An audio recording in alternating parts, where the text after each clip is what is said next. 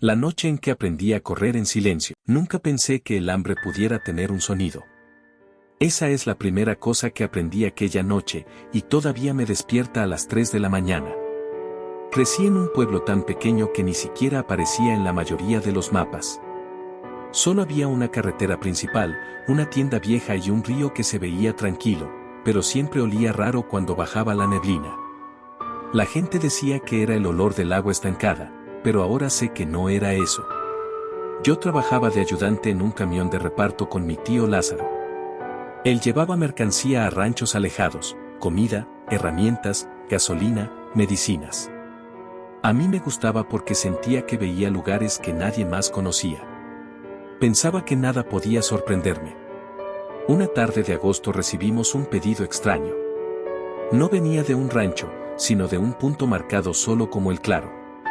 Mi tío dudó, pero el pago era bueno y en efectivo. Me dijo: no preguntes mucho y no mires de más. Cargamos el camión con sacos de maíz, carne seca, bidones de agua y varias cajas selladas que olían a químico. El camino hasta el claro no estaba pavimentado. Era tierra, raíces y piedras. A mitad del trayecto el cielo se volvió gris verdoso, como si algo estuviera respirando encima de nosotros. Cuando llegamos, vi lo que parecía un campamento antiguo rodeado por árboles altos y torcidos. Había fogatas apagadas, chozas hechas con madera y lonas, y huesos colgados en cuerdas como adornos. No huesos de animales pequeños. Huesos grandes. Demasiado grandes. Mi tío quiso dar la vuelta, pero ya era tarde. Salieron de entre los árboles 6 personas. O al menos parecían personas. Iban cubiertas con pieles manchadas y tenían pinturas oscuras alrededor de los ojos. Caminaban raro, como si no supieran usar bien sus propias piernas. Uno de ellos sonrió. Y su sonrisa me mostró dientes limados en punta. Pagaron rápido. Demasiado rápido. Billetes viejos, húmedos, con manchas oscuras. Cuando estábamos descargando, escuché un grito a lo lejos. No era un animal. Era humano. Corto. Roto. Luego silencio. Le dije a mi tío que quería irme. Él también. Pero el líder del grupo nos hizo una señal para que nos quedáramos a compartir el fuego. Mi tío intentó rechazar, pero 2 de ellos se acercaron demasiado al camión. No había salida. Nos sentaron cerca de una hoguera grande. El olor que salió del fuego me hizo querer vomitar. Carne quemada, pero dulce. Enferma. En el centro había un objeto que no entendía al principio, un trozo de tela chamuscada con botones. Después reconocí que era parte de una camisa. Empezaron a hablar entre ellos en un idioma que no conocía. No era indígena, no era español, no era nada que hubiera escuchado antes. Sonaba como si estuvieran hablando con la garganta medio cerrada. Entonces trajeron algo arrastrando por el suelo. Era un hombre vivo. Atado de pies y manos, con la boca amordazada. Sus ojos estaban rojos de llorar. Me miró directamente. Y supe, sin que dijera nada, que sabía que iba a morir. Quise levantarme, pero una mano fría se posó en mi hombro. Uno de ellos me obligó a sentarme. Sentí su respiración en mi cuello. Olía a sangre vieja y humo. Lo que hicieron después no fue rápido. No fue caótico. Fue metódico, como un ritual. Le quitaron la mordaza. Le hablaron con calma. Le pidieron su nombre. Él lo dijo entre sollozos. Luego le cortaron la garganta con una hoja de piedra afilada. El sonido no fue como en las películas. No fue un grito largo. Fue un burbujeo, como agua hirviendo dentro de su pecho. Mientras la sangre caía, algunos recogían el líquido en cuencos de madera. Otros ya tenían cuchillos listos. Lo despedazaron con una precisión aterradora. Cada corte tenía un propósito. Yo temblaba tanto que no podía respirar. Mi tío me susurró: mira al suelo. No levantes la vista. Pero no pude. Vi cómo asaban partes del cuerpo en el fuego. Vi cómo reían suavemente mientras comían, como si fuera una comida familiar. No había locura en sus ojos. Había normalidad. Uno de ellos se acercó a mí con un trozo de carne humeante. Lo sostuvo frente a mi cara. Sentí el calor y el olor metálico. Me habló despacio, en español roto. Come, y vivirás. Mi mente se rompió en ese momento. Pensé que si aceptaba, dejaría de ser yo. Pensé que si rechazaba, moriría como el hombre del suelo. Entonces escuché algo que me salvó. Un crujido en los árboles. Un error. Un sonido que no pertenecía al campamento. Los caníbales levantaron la cabeza al mismo tiempo. Como si compartieran un solo oído. Soltaron lo que tenían y corrieron hacia la oscuridad con una rapidez inhumana. Mi tío no esperó. Me agarró del brazo y corrimos al camión. Encendió el motor con manos temblorosas. Arrancó sin cerrar bien las puertas. El camino de regreso fue una pesadilla de baches, ramas golpeando el metal y el rugido del motor. Detrás de nosotros escuchamos algo moverse entre los árboles. No vimos nada, pero sentí que nos estaban siguiendo, corriendo paralelos al camión, esperando el momento justo. Cuando por fin salimos a la carretera principal, mi tío rompió en llanto. Yo no pude llorar. Solo miraba mis manos manchadas con sangre que ni siquiera era mía. Nunca volvimos al pueblo ese mismo día. Dormimos en la cabina del camión en una gasolinera lejana, con las luces encendidas toda la noche. Al día siguiente denunciamos lo ocurrido. La policía fue a El Claro. No encontraron nada. Ni chozas, ni huesos, ni fogatas. Solo un terreno vacío y frío, como si nada hubiera pasado jamás. Mi tío dejó el trabajo semanas después. Yo me mudé, pero no importa a dónde vaya, todavía escucho ese hambre en el viento. A veces, cuando conduzco de noche por carreteras solitarias, veo sombras quietas entre los árboles. Y me pregunto si ellos siguen cazando, o si ahora me reconocen. Y lo peor de todo. Sé que saben correr mejor que nosotros. El rastro que nunca se borra, no fue en un bosque maldito, ni en una montaña olvidada, ni en un pueblo fantasma. Empezó en un lugar que todos consideran seguro, una carretera larga, recta y solitaria. Yo tenía 19 años y trabajaba como repartidor para una pequeña empresa de paquetería. No era el mejor empleo, pero pagaba mis estudios y me mantenía ocupado. Mi ruta favorita era la que iba hacia la zona rural del norte. Eran horas de manejo entre campos, ranchos dispersos y tramos donde no había señal de celular. Siempre me decían lo mismo. No te detengas por nadie. No te metas por caminos que no conozcas. Y si ves algo raro, sigue de largo. Aquella tarde llovía fuerte. La carretera parecía un espejo negro. Los limpiaparabrisas apenas daban abasto. Mi camión era viejo y el motor temblaba como si estuviera cansado. A mitad del trayecto vi a un hombre al costado del camino.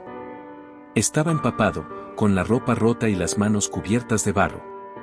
Tenía una mochila grande y levantaba el brazo desesperado. Mi primera reacción fue seguir de largo. Pero algo en su postura me detuvo. No parecía un ladrón. Parecía aterrorizado. Reduje la velocidad y bajé un poco la ventana. ¿Necesita ayuda?, grité por encima de la lluvia. El hombre se acercó corriendo, resbalando en el lodo. Su rostro estaba pálido, los ojos muy abiertos. Por favor, dijo temblando. Llévame lejos de aquí. No mires atrás. Algo en su voz me heló la sangre. Abrí la puerta. Se subió sin decir más. Olía a humedad, a tierra, y a algo metálico que no supe identificar en ese momento. Arranqué de nuevo. Durante varios minutos nadie habló. Solo el ruido de la lluvia golpeando el techo y el motor esforzándose. Entonces lo miré de reojo. Tenía manchas oscuras en las manos. No eran solo barro. Eran demasiado rojas. ¿Qué pasó?, pregunté. Tardó en responder. Su respiración era agitada, como si acabara de correr kilómetros. Ellos no son como la gente cree, murmuró. No viven escondidos. Nos observan desde hace años. Sentí un escalofrío. ¿Quiénes? No contestó de inmediato. Miró por el espejo lateral, como si temiera ver algo persiguiéndonos. Gente del valle, dijo al fin. Pero ya no son humanos. Pensé que estaba loco. Aún así, aceleré un poco más. Kilómetros adelante, la lluvia empezó a disminuir. El cielo seguía gris, pero al menos ya no caía como una cortina.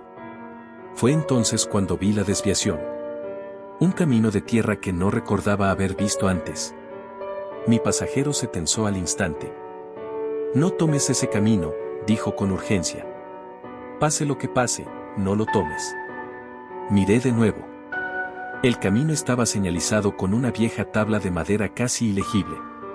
Solo se distinguía una palabra medio borrada: hogar.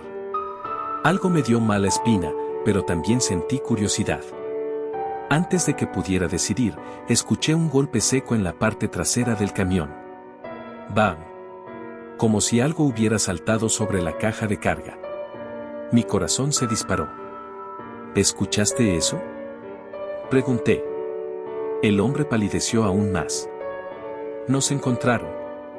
Pisoteé el freno y el camión derrapó ligeramente antes de detenerse. El silencio que siguió fue insoportable. Apagué el motor. Lo único que se oía era el goteo de la lluvia y algo moviéndose sobre la caja, lento, pesado. Miré por el retrovisor interior y no vi nada. Luego, por el espejo lateral. Y entonces los vi. 3 figuras paradas en medio de la carretera, a unos metros detrás del camión. No tenían paraguas. No parecían afectados por la lluvia. Eran altos, delgados, con ropa hecha de pieles maltratadas. Sus rostros estaban pintados con líneas negras alrededor de los ojos y la boca. No se movían. Solo miraban. Arranca, por favor, susurró mi pasajero. Encendí el motor de nuevo, pero esta vez algo estaba mal. El camión tembló con fuerza, como si no quisiera avanzar. ¡Bam! Otro golpe, más fuerte. La caja crujió. Sentí que algo estaba intentando abrirla desde afuera. Pisoteé el acelerador. El camión avanzó a trompicones. Las figuras desaparecieron de mi vista, pero el ruido en la parte trasera continuó. Rasguños. Golpes. Respiraciones profundas. Mi pasajero empezó a llorar en silencio. Tomé la desviación por puro pánico. El camino de tierra nos tragó entre árboles altos y retorcidos. La lluvia volvió con más fuerza. El sendero era estrecho, lleno de baches. El barro hacía que el volante se moviera solo. Sentía que estábamos yendo directo a la boca de algo. Y entonces vimos las casas. No eran casas normales. Eran estructuras hechas con madera vieja, huesos y lonas. Algunas tenían cráneos colgando de cuerdas. Otras tenían símbolos tallados en la entrada. Había gente, mucha gente. Hombres, mujeres, incluso niños. Todos nos miraban con la misma expresión vacía. Mi pasajero comenzó a gritar. No pares. No pares. Pero el camión se apagó solo. Silencio total. Las figuras se acercaron lentamente, rodeando el vehículo. Podía ver sus rostros de cerca ahora. Sus ojos no parecían humanos. Eran demasiado brillantes, demasiado fríos. Uno de ellos golpeó mi ventana con los nudillos. Toc. Toc. No era violento. Era casi cortés. Mi pasajero intentó abrir su puerta para huir, pero estaba bloqueada. Yo traté de encender el motor otra vez, sin éxito. Entonces escuché algo que nunca voy a olvidar. Un canto. No era música. Era un murmullo grave, profundo, que parecía salir de todas partes a la vez.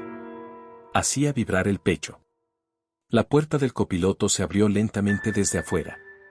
2 manos largas, delgadas, agarraron a mi pasajero por los brazos y lo sacaron sin esfuerzo. Sus gritos atravesaron el aire. Yo me quedé paralizado.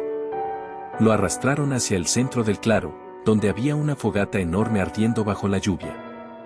El fuego no se apagaba. Parecía alimentarse del agua. Lo pusieron de rodillas. Uno de ellos le habló en voz baja, en un idioma que no entendí. Luego, sin prisa, levantó un cuchillo hecho de piedra. No voy a describir lo que pasó después con detalle. Aún no puedo. Solo diré que fue lento. Ritual. Calculado. Mientras tanto, otros se acercaron al camión. Rompieron la cerradura de mi puerta y me obligaron a bajar. Me llevaron hasta el borde del círculo de fuego. Sentí el calor en mi piel, el olor a carne y humo quemado. Uno de ellos se paró frente a mí. Era el más viejo del grupo.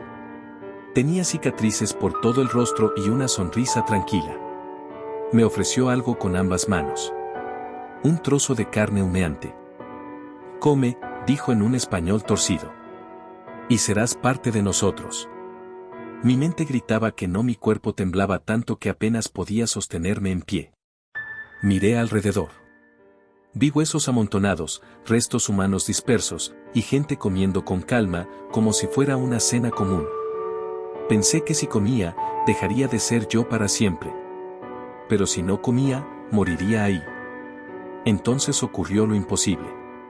Un trueno estalló justo encima de nosotros, tan fuerte que hizo temblar el suelo. La lluvia se volvió torrencial. El fuego chisporroteó con furia. Y en ese caos, escuché un sonido distinto. Sirenas. A lo lejos, muy lejos. No sé si fue real o si mi mente lo inventó. Pero los caníbales reaccionaron de inmediato. Se tensaron, miraron hacia los árboles, y retrocedieron. Aproveché ese instante. Corrí. No hacia el camión, sino hacia el bosque, sin pensar, sin mirar atrás. Tropecé, me levanté, caí de nuevo. Sentía que el corazón se me saldría del pecho. No sé cuánto tiempo corrí. Solo recuerdo que, cuando volví a ver la carretera, estaba empapado, lleno de barro, pero vivo. Un patrullero me encontró caminando tambaleante. No pude hablar al principio. Solo temblaba. Los llevaron hasta el camino de tierra. No encontraron nada. Ni chozas, ni fogata, ni huesos, ni cuerpos. Solo un claro vacío, frío, como si nunca hubiera habido nadie. El oficial me miró con lástima, como si pensara que estaba alucinando. Regresé a casa días después, pero ya no era el mismo. Dejé el trabajo. Dejé de manejar de noche. Dejé de viajar por carreteras solitarias. Aún así, algunas madrugadas escucho pasos fuera de mi casa. Lentos. Pacientes. Y cuando me asomo por la ventana, a veces creo ver figuras inmóviles al borde de la calle, mirándome sin parpadear. No sé si aún me están cazando. O si ya me consideran parte de su territorio. Lo único que sé con certeza es esto. Ellos no viven en leyendas. Viven entre nosotros. Y saben esperar mejor que cualquier depredador. El hambre que aprende nombres. Voy a contarlo como lo recuerdo, no como me gustaría haberlo vivido. No ocurrió en un bosque perdido, ni en una cabaña abandonada, ni en un pueblo fantasma. Ocurrió en un lugar donde la mayoría de la gente entra sin miedo, un enorme vertedero municipal en las afueras de la ciudad. Yo tenía 22 años y trabajaba de noche como operador de maquinaria pesada. Manejaba una compactadora de basura del tamaño de una casa pequeña. Mi turno empezaba a las 10 de la noche y terminaba al amanecer. El vertedero nunca dormía, camiones entrando, máquinas rugiendo, luces amarillas iluminando montañas de desechos que parecían colinas muertas. La gente piensa que lo peor de trabajar ahí es el olor. No es cierto. Lo peor es el silencio entre los ruidos. Esos momentos en los que todo se apaga por segundos y sientes que algo te está observando desde la oscuridad. Había una zona del vertedero que todos evitábamos. La llamábamos la Fosa Vieja. Era un cráter gigantesco donde ya no tiraban basura oficialmente, pero donde, de vez en cuando, aparecían cosas que nadie quería explicar. Mi jefe siempre decía: no te acerques ahí. No es tu problema. Pero yo era curioso. Y la curiosidad, esa noche, casi me costó la vida. Todo comenzó con un camión que llegó tarde, sin registro, sin placas visibles. No traía logos, solo una lona negra cubriendo la carga. Se detuvo en la entrada y el conductor habló con seguridad por radio, pero nadie en la caseta quiso decirme qué había pasado. Lo vi pasar hacia la fosa vieja. Pensé que era raro, pero seguí trabajando. A las 2:17 de la mañana, el sistema eléctrico del vertedero falló por unos segundos. Todas las luces parpadearon y mi compactadora se detuvo de golpe. En la oscuridad absoluta escuché algo que no pertenecía a ese lugar. Un canto. No era música. Era un murmullo grave, casi animal, pero con ritmo. Sentí que vibraba en mi pecho. Cuando las luces regresaron, el camión sin placas ya no estaba donde lo vi. Mi radio crepitó. Operador 7, dirígete a la fosa vieja, dijo la voz temblorosa del guardia nocturno. Tenemos un problema. Mi estómago se encogió. Manejar la compactadora hacia allá era como avanzar hacia la garganta de algo vivo. La neblina se acumulaba en el fondo del cráter como si respirara. El olor era diferente, no era basura, era algo dulce, enfermo, metálico. Entonces los vi. Había personas al fondo de la fosa. No trabajadores. No indigentes. No policías. Eran muchos. Caminaban lento, descalzos sobre la basura húmeda, con ropa hecha de trapos y pieles maltratadas. Algunos llevaban huesos colgados al cuello. Otros tenían la piel manchada de algo oscuro que brillaba bajo las luces. Y en el centro, había una figura humana atada a un poste improvisado. Mi corazón empezó a golpear como loco. Tomé el radio. Hay gente abajo. Mucha gente. ¿Quién los dejó entrar? Silencio. Volví a hablar. ¿Me escuchan? Hay alguien amarrado. Esta vez respondió el guardia, pero su voz estaba rota. No bajes. No apagues la máquina. Quédate arriba. Demasiado tarde. Uno de ellos levantó la cabeza y me miró directamente. No parpadeó. Luego levantó una mano, como si me reconociera o me reclamara. Fue entonces cuando el camión sin placas apareció detrás de mí, bloqueando la salida. Ni siquiera lo escuché llegar. La puerta del conductor se abrió lentamente.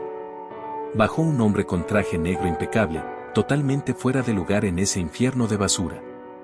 Llevaba guantes de látex manchados. Me miró con una calma aterradora. No está supuesto a ver esto, dijo sin gritar, como si estuviéramos hablando en una oficina.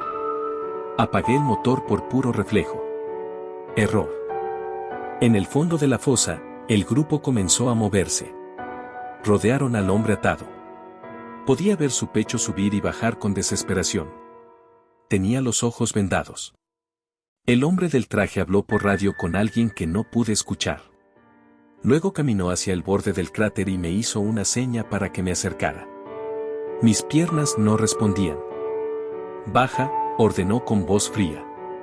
Necesitas entender por qué esto es necesario. No sé cómo, pero bajé. Cada paso sobre la basura crujía como huesos viejos. El olor me golpeó con fuerza, sangre, humo, algo fermentado. Cuando estuve lo suficientemente cerca, pude ver mejor a las personas del grupo. No estaban locos. No parecían salvajes en el sentido que imaginas. Tenían miradas serenas, casi respetuosas. Algunos incluso miraban al hombre atado con lástima. El hombre del traje se paró junto a mí. ¿Tú crees que el mundo funciona con leyes?, dijo sin mirarme. Pero hay lugares donde solo rige el hambre. Le quitaron la venda al prisionero. Su rostro estaba desencajado por el terror. Me miró directamente, como si yo pudiera salvarlo. Por favor. Gritó. Yo no hice nada. No soy como ellos dicen. El hombre del traje suspiró. No es personal, dijo. Es equilibrio. Entonces comenzó. No fue un ataque salvaje. No hubo gritos de locura. Todo fue lento, metódico, casi ceremonial. Le cortaron la garganta con una hoja de obsidiana.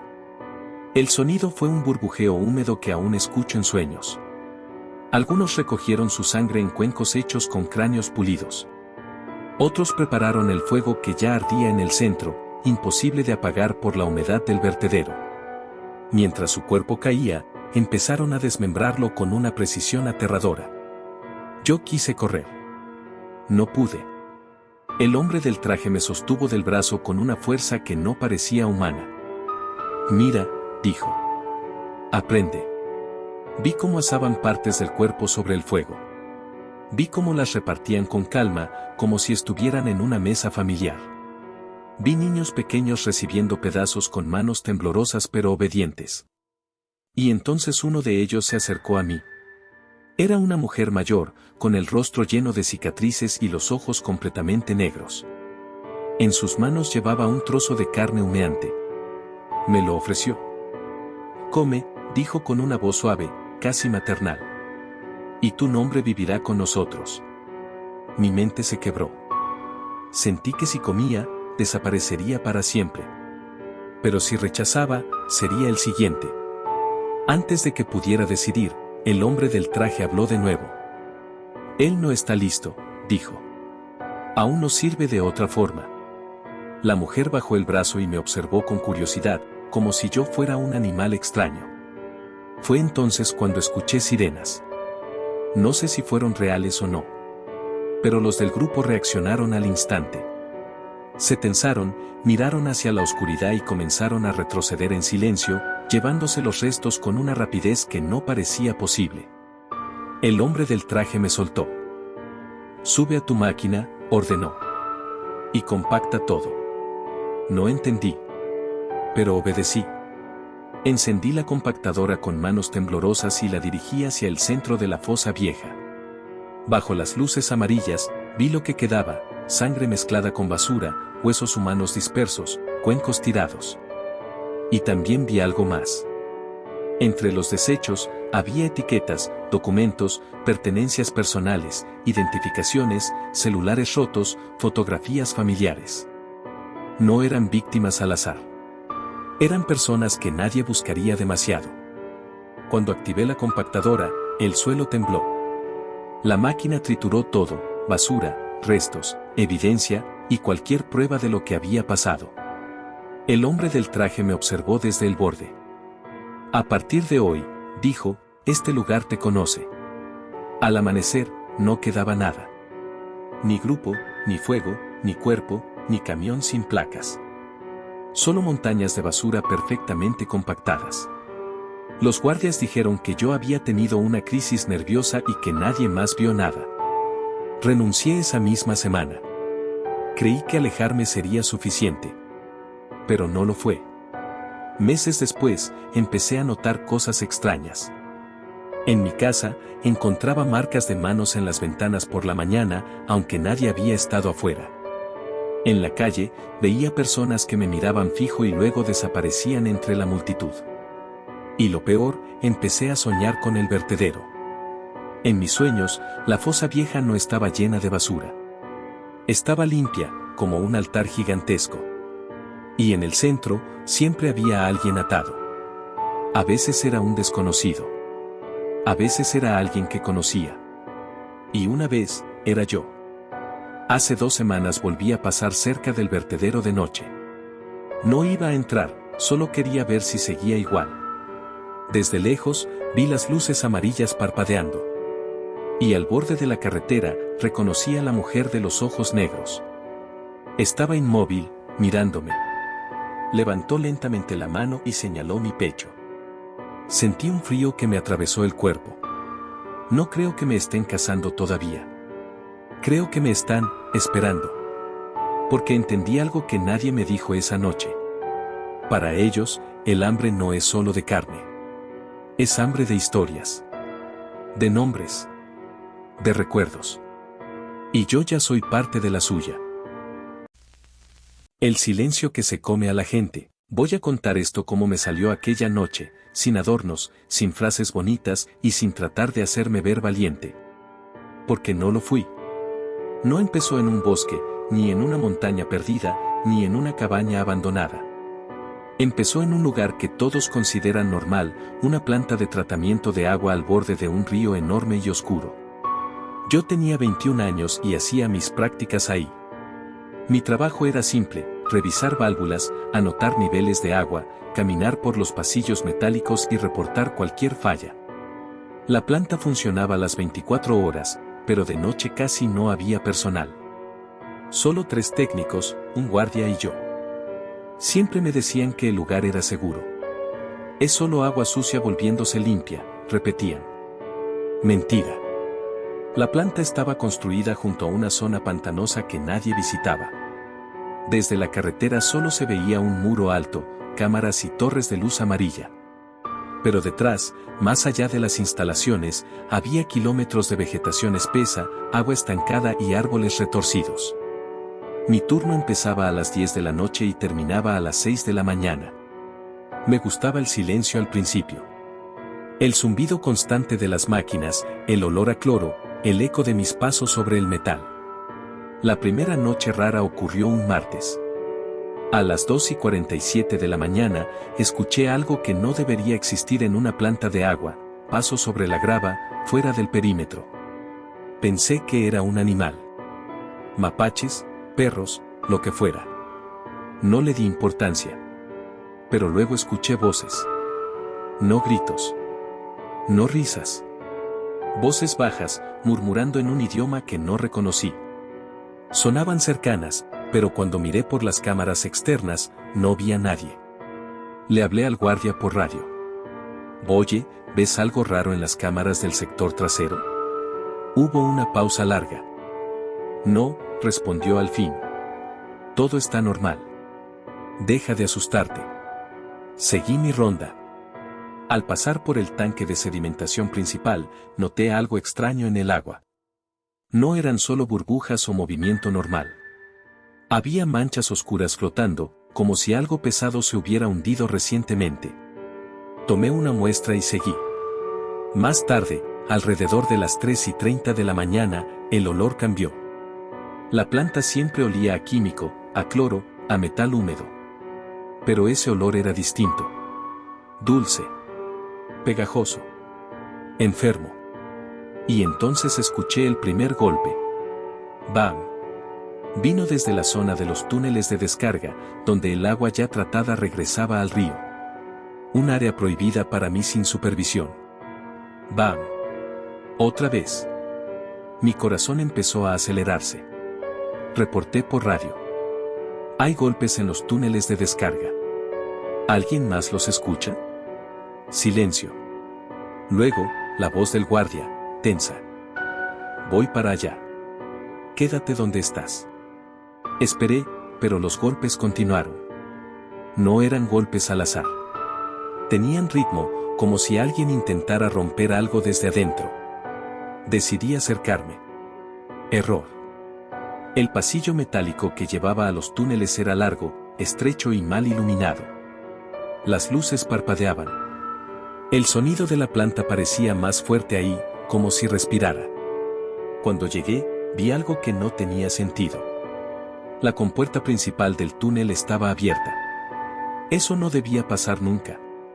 Esa compuerta solo se abría con autorización y claves especiales. El agua salía con más fuerza de lo normal, formando remolinos oscuros en el canal. Y justo al borde, vi huellas. No de botas. No de zapatos.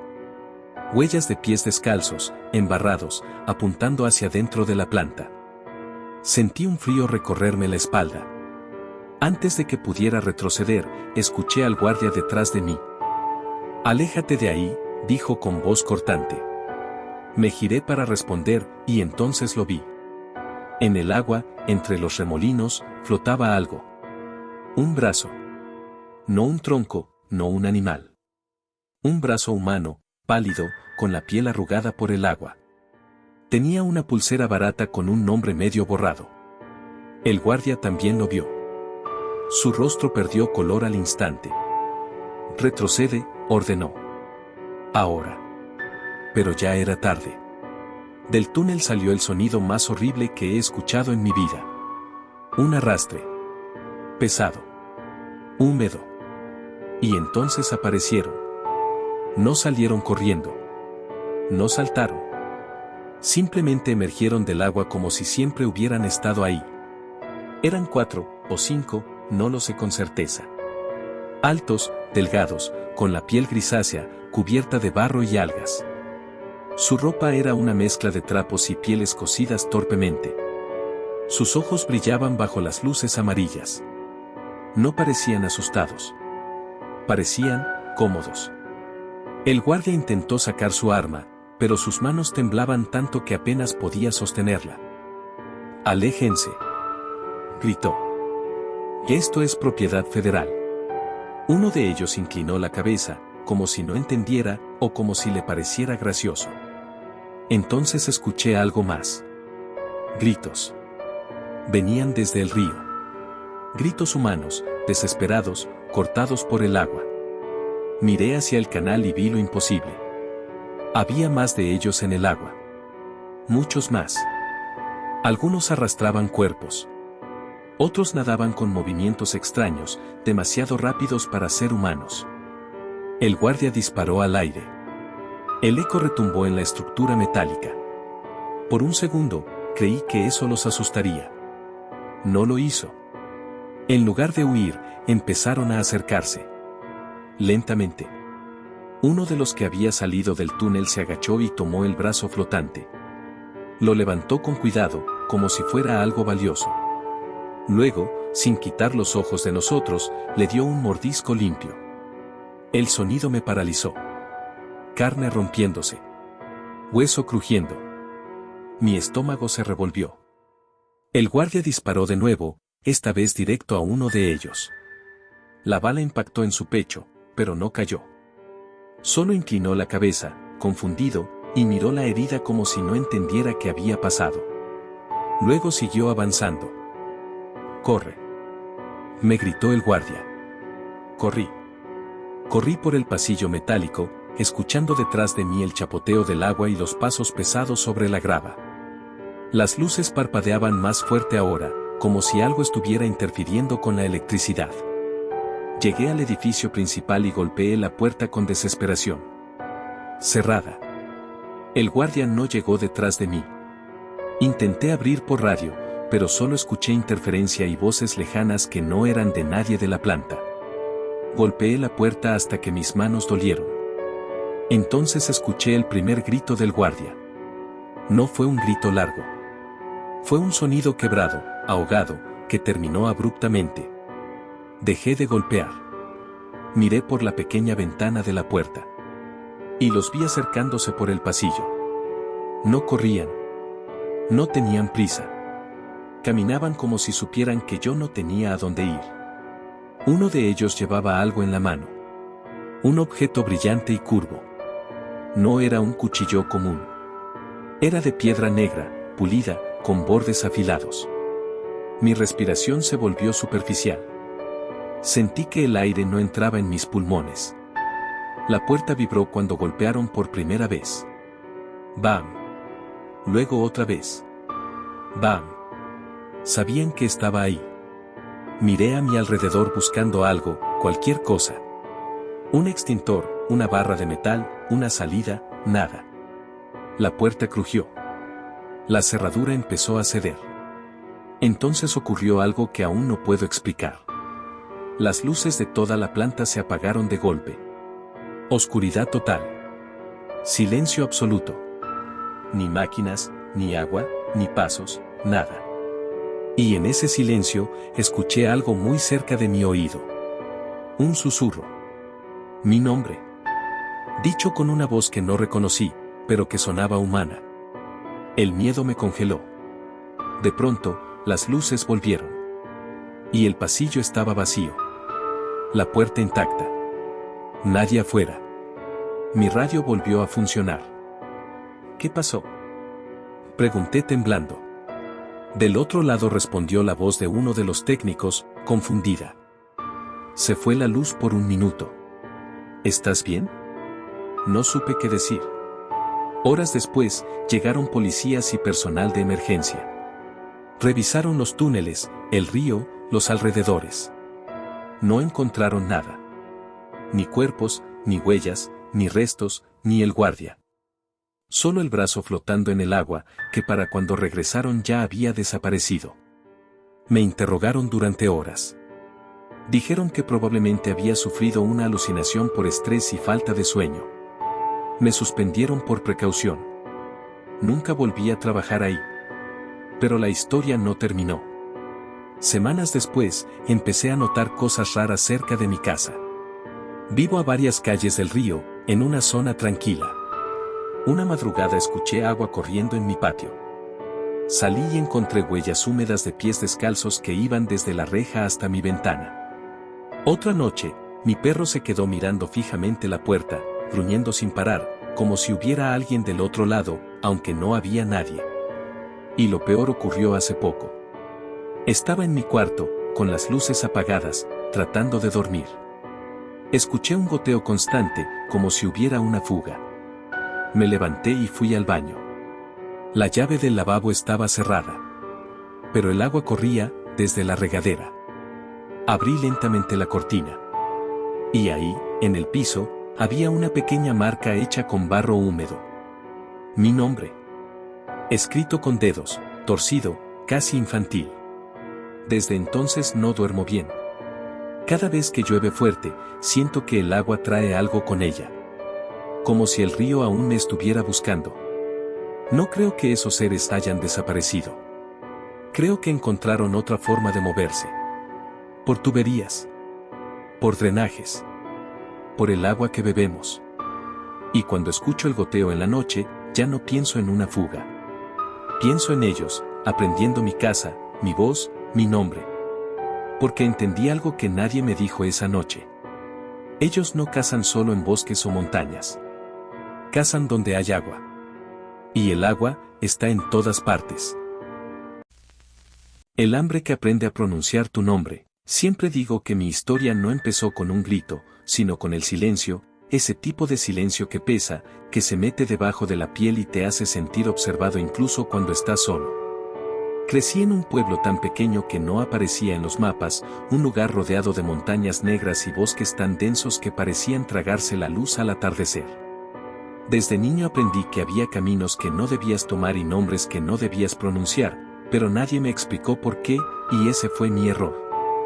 Mi padre trabajaba como guía para senderistas y cazadores que venían de la ciudad buscando aventura. Él conocía cada sendero, cada cueva, cada río oculto entre los árboles.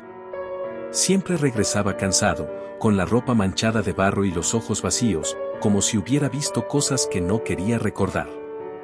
Mi madre, en cambio, evitaba hablar del bosque. Cuando el viento soplaba fuerte por la noche, ella cerraba todas las ventanas, apagaba las luces y nos hacía dormir juntos, apretados, como si eso pudiera protegernos de algo que rondaba afuera. La primera vez que escuché los tambores tenía 12 años.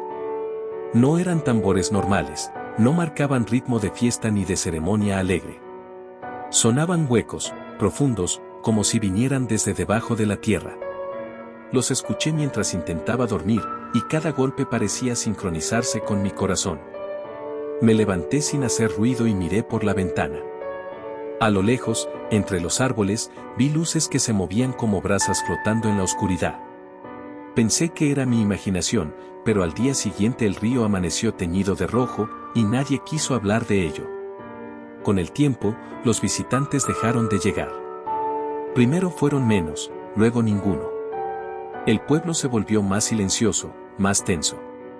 Las tiendas cerraban temprano, y la gente evitaba salir después de que el sol se ocultaba.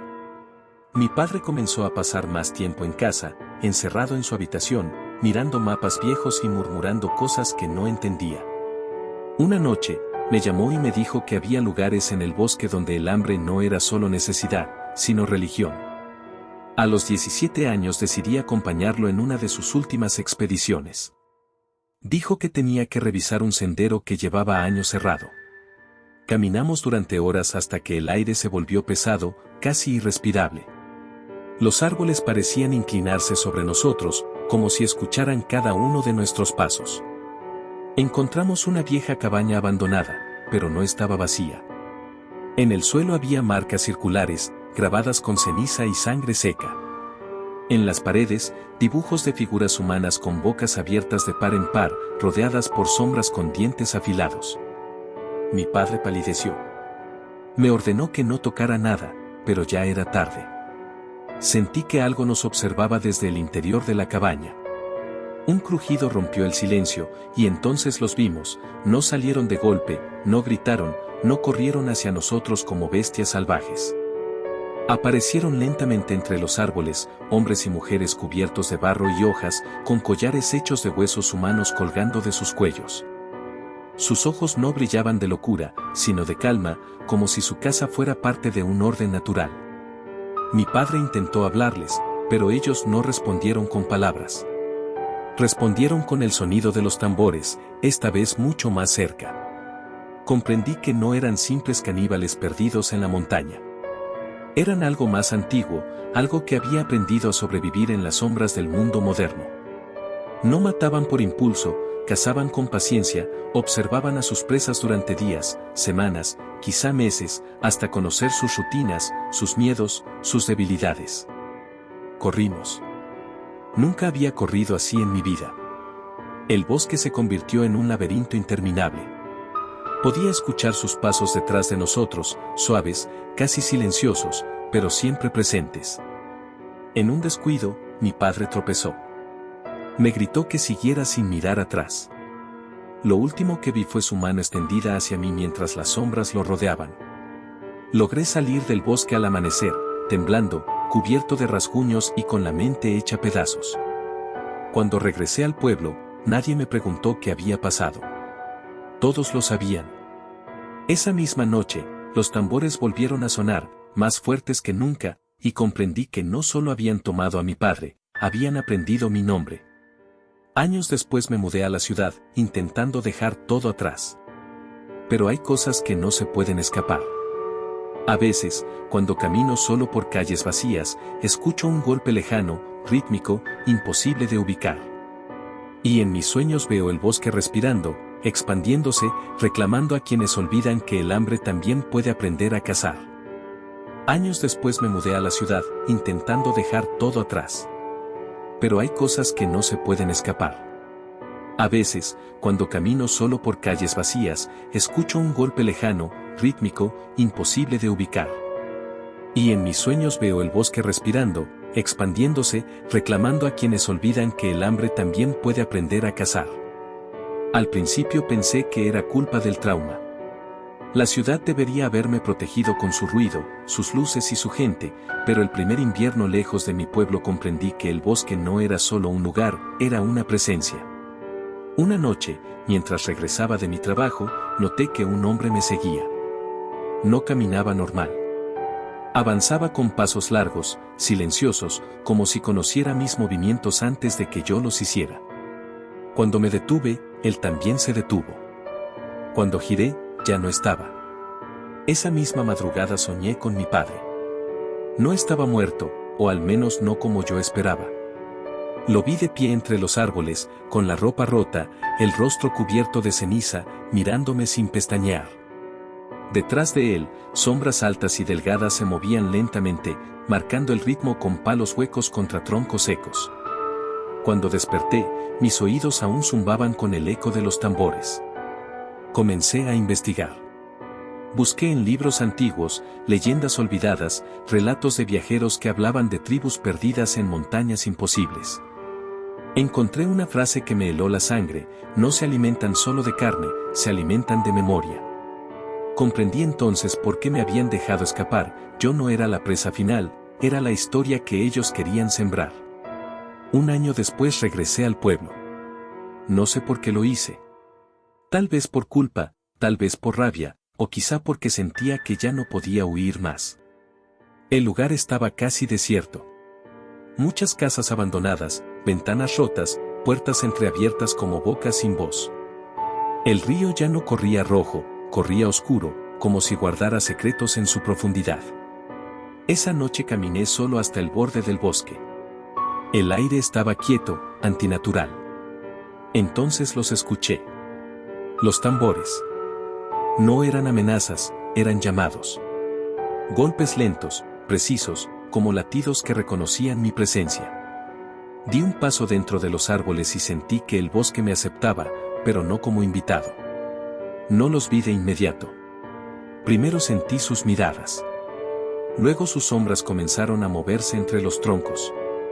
Aparecieron igual que la primera vez, cubiertos de barro, hojas y ceniza, con collares de huesos que tintineaban suavemente al caminar. Pero esta vez no me rodearon. Se detuvieron a distancia, formando un círculo invisible alrededor de mí. Y entonces lo vi. Mi padre. No era el hombre que recordaba.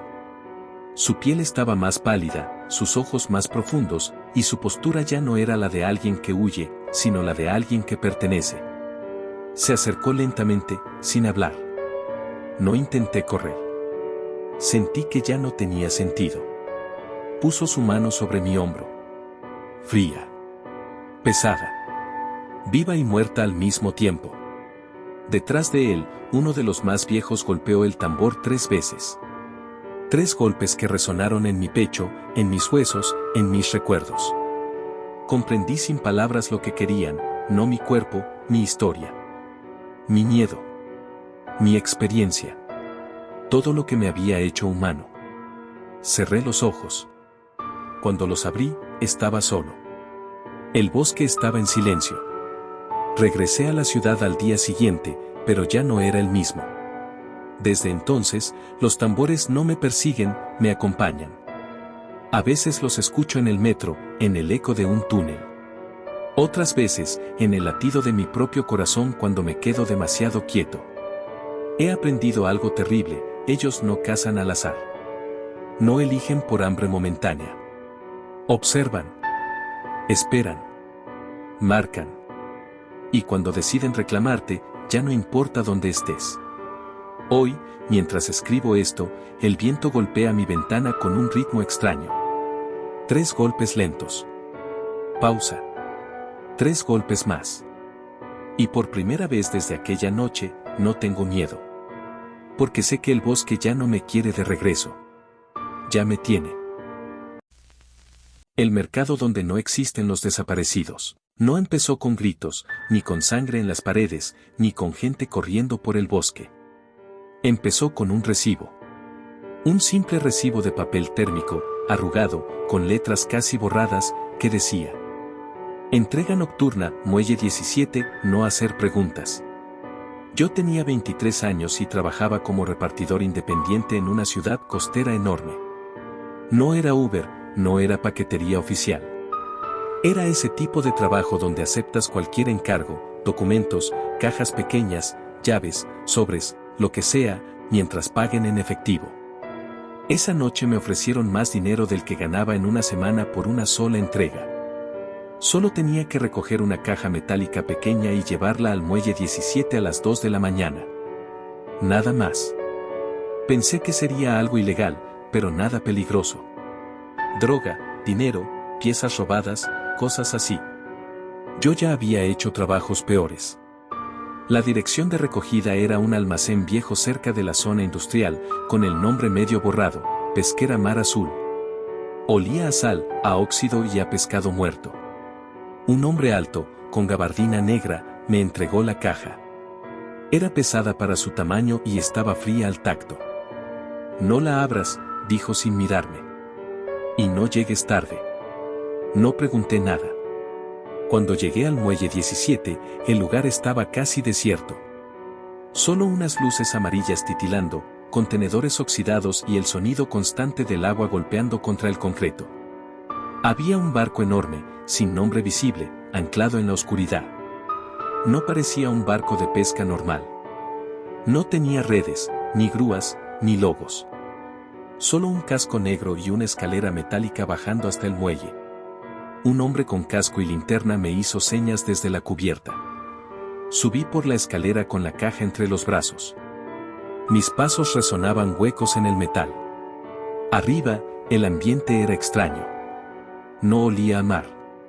Olía a frío, a carne cruda, a algo dulce y podrido al mismo tiempo.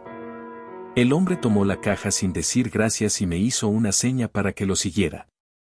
Pensé que me pagaría y me dejaría ir, pero caminamos hacia el interior del barco. Dentro, el pasillo era largo, estrecho y mal iluminado con luces blancas que parpadeaban. Las paredes estaban húmedas, como si el lugar siempre estuviera sudando. Llegamos a una puerta de acero con una pequeña ventanilla. El hombre la abrió. Lo que vi al otro lado me quitó el aire. Era un enorme cuarto refrigerado, del tamaño de un gimnasio, lleno de estantes metálicos. Pero no había pescado. Había personas. Algunas vivas, otras no. Los vivos estaban sentados o de pie contra las paredes, en silencio absoluto. No gritaban, no lloraban, no pedían ayuda. Tenían miradas vacías, como si ya hubieran entendido que nadie iba a rescatarlos. Los muertos estaban colgados de ganchos, como en una carnicería. Sus cuerpos desnudos, pálidos, con cortes limpios y precisos. Mi corazón golpeaba tan fuerte que pensé que todos podían escucharlo. Quise correr, pero el hombre cerró la puerta detrás de mí con un golpe seco. Tranquilo, dijo con una calma perturbadora. Tú no estás en la lista. Mi voz apenas salió. ¿Qué es este lugar? Sonrió apenas. No es un lugar. Es un sistema. Me llevó por otro pasillo hasta una sala más grande. Allí había mesas de acero inoxidable, cuchillos de distintos tamaños perfectamente alineados y grandes ollas humeantes. Y gente trabajando. No parecían monstruos. No tenían máscaras, ni pinturas, ni pieles. Vestían mandiles blancos manchados de rojo, guantes de látex y botas de goma, como trabajadores de una planta procesadora. Solo que no procesaban animales. Procesaban humanos. Uno de ellos estaba cortando un brazo con movimientos exactos, casi mecánicos. Otro separaba costillas con una sierra eléctrica. Un tercero llenaba recipientes con sangre que luego almacenaba en refrigeradores. Mi estómago se revolvió. El hombre de la gabardina apareció de repente detrás de mí. No supe cómo había llegado tan rápido. ¿Creías que los desaparecidos solo se perdían? Preguntó. Alguien siempre los encuentra. Me pagó con un fajo de billetes, como si nada de eso estuviera pasando. Yo ni siquiera lo miré. Solo quería salir de ahí. Pero antes de que pudiera irme, escuché un sonido que me heló la sangre. Un canto. No era religioso, ni tribal, ni caótico. Era grave, profundo, colectivo. Venía desde más abajo, como si el barco mismo estuviera cantando. El hombre me señaló una escalera metálica que descendía hacia la parte inferior del barco. No bajes, dijo. Pero si bajas, entenderás. La curiosidad y el horror me empujaron al mismo tiempo. Bajé. El aire se volvió más frío y pesado. El canto se hizo más claro. No eran palabras, pero transmitía algo: hambre, gratitud, devoción. Al llegar al fondo, vi lo que parecía un salón ceremonial. El suelo estaba cubierto de sal gruesa. En el centro ardía una fogata en una estructura metálica, imposible de apagar por el agua o el frío. Alrededor, había personas sentadas en círculo. No eran trabajadores. Eran comensales. Hombres y mujeres elegantes, vestidos con trajes caros, relojes de lujo, joyas brillantes. Algunos parecían políticos, otros empresarios, otros figuras públicas que había visto en televisión. Y todos estaban comiendo. Sobre mesas bajas había platos con carne cocida, servida con cuidado, casi como en un restaurante exclusivo. No carne animal. Carne humana. Uno de ellos levantó la vista y me miró directamente. Me sonrió. ¿Primera vez?, preguntó con voz educada. La textura es mejor cuando el miedo aún está fresco. Sentí que el mundo se inclinaba. Entonces trajeron a alguien nuevo. Un hombre joven, temblando, con las manos atadas. Lo hicieron arrodillarse frente al fuego. No gritó. Solo miró al suelo, derrotado. Uno de los trabajadores bajó con un cuchillo de obsidiana negra. Lo que siguió fue lento, preciso, ritual. No voy a describir cada detalle. Aún no puedo. Solo diré que lo hicieron con calma, sin rabia, sin crueldad. como quien sacrifica un animal para una comida importante. Mientras tanto, los comensales observaban en silencio respetuoso. Cuando todo terminó, repartieron la carne entre los presentes. Uno de los platos llegó hasta mí. Una mujer de cabello perfectamente peinado lo sostuvo frente a mí. «Come», dijo. «Así entenderás por qué nadie nos detiene». Mis manos temblaban. Pensé en huir, pero sabía que no me dejarían salir vivo si rechazaba. Antes de que pudiera decidir, el hombre de la gabardina apareció de nuevo. «Él no es para hoy», dijo. «Aún tiene utilidad afuera». La mujer dejó el plato. Me llevaron de regreso al muelle sin decir nada más. Cuando pisé tierra firme, el aire me pareció irreal. Como si el mundo normal fuera una mentira frágil. Arranqué mi moto y me fui sin mirar atrás.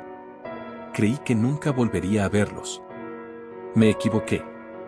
Semanas después, empecé a recibir mensajes anónimos con coordenadas, horarios y nombres de personas desaparecidas, antes de que se reportaran oficialmente como desaparecidas. Un día, mientras veía noticias, reconocí a uno de los comensales del barco sentado en primera fila de un evento político. Otro aparecía en revistas de negocios como filántropo del año. Y comprendí algo aterrador. No eran una secta escondida. No eran salvajes ocultos. Eran parte del sistema. Parte del poder. Parte de la ciudad. Una noche, mientras regresaba a casa, encontré mi moto bloqueada por un auto negro sin placas. El hombre de la gabardina bajó del asiento trasero. «Sigues vivo porque nos conviene», dijo. «Pero no confundas eso con libertad». Me entregó otro recibo, idéntico al primero. Muelle 17, 2 de la mañana. Lo rompí frente a él. Sonrió. «No importa», respondió. «Vendrás igual». Esa misma madrugada, soñé con el barco. En mi sueño, yo estaba en el cuarto refrigerado, pero esta vez no era espectador. Yo estaba colgado del gancho. Desperté sudando frío. Desde entonces, he intentado irme de la ciudad 3 veces. Las 3 veces algo me detuvo, un accidente, un bloqueo, un mensaje con mi nombre y la frase, «No huyas de tu lugar en la cadena». Hace 2 días pasé cerca del muelle 17 por casualidad. El barco ya no estaba. Pero en el muelle encontré algo tirado en el suelo. Un recibo. Con mi nombre escrito a mano. Y debajo, una hora. Esta noche. No sé si voy a ir. No sé si puedo negarme. Solo sé que entendí algo que nadie me dijo aquella primera noche. Para ellos, los humanos no desaparecen. Solo cambian de mesa.